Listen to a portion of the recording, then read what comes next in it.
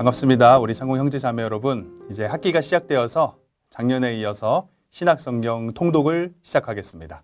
오늘은 마태복음 개강 강의입니다. 강의하는 다운받아 주시거나 유인물 챙겨주시면 되고요. 함께 마태복음 살펴보도록 하겠습니다. 마태복음의 일반적인 배경은 신약성경의 첫 번째 책입니다. 그리고 그 내용을 보면 구약과 신약의 연결고리 다리다라고 볼 수 있는데요. 특히나 이 마태복음은 구약의 인용을 굉장히 많이 합니다. 그리고 저자는 제자 레위 마태이고요. 수신자는 유대인 그리스도인과 이방인 선교에 관심 있는 이들이 바로 수신자입니다.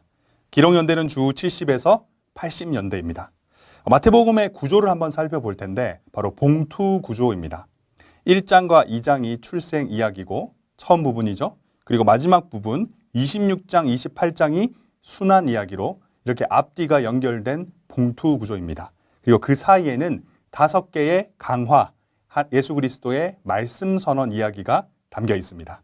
그래서 이런 특징들을 보면 5개의 이 강화 이야기 끝에 항상 예수께서 이 말씀을 마치심에라는 표현이 등장한다는 것도 또 한 가지 특징이라고 할 수 있습니다.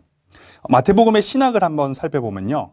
구약 성경에 인용이 많이 된다고 했는데 그 횟수를 정리해 보면 약 60회 이상 등장합니다. 다른 복음서들에 비해서 약 2배 정도 되는 굉장히 많은 인용이다라고 할 수 있습니다. 특히 이 구약을 단순히 인용하는 게 아니라 구약의 예언이 성취되는 것에 관한 인용문이다라는 점에서도 굉장히 우리가 주목해 봐야 하는 부분입니다. 이는 예수님께서 하셨던 모든 사역들이 하나님의 통치가 이 땅에 실현되었음을, 다시 말해서 천국이 이 땅 가운데 임했음을 가리키는 의미이기 때문에 더욱 중요하다라고 할 수 있습니다. 마태복음에서는 하나님 나라 대신 이 천국이다라는 단어를 쓴다는 것도 우리가 주목해 봐야 합니다.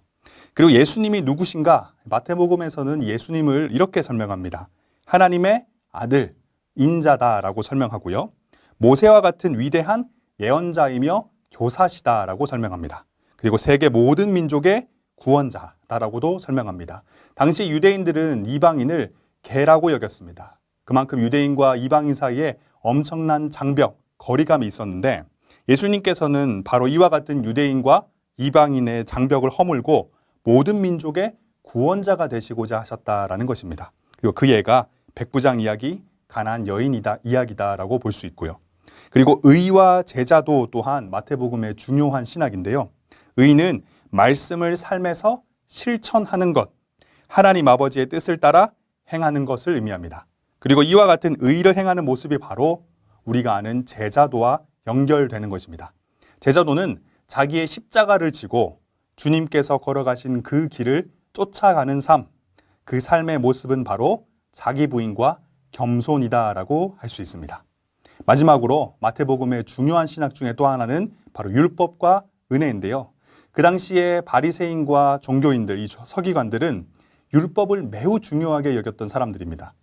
율법을 지켜서 의롭게 되고자 했고 또 율법을 지킴으로 하나님의 백성으로 살아간다는 이 자부심을 느꼈던 사람들인데요.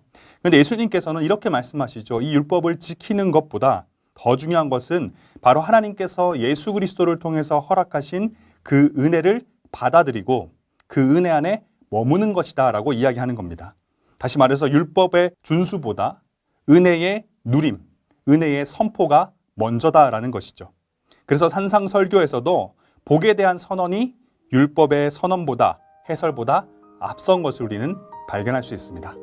여기까지가 마태복음 개강 강의고요. 이번 한 주 그리고 다음 주 2주 동안 마태복음 읽을 텐데 모두 힘써서 함께 말씀을 읽었으면 좋겠습니다.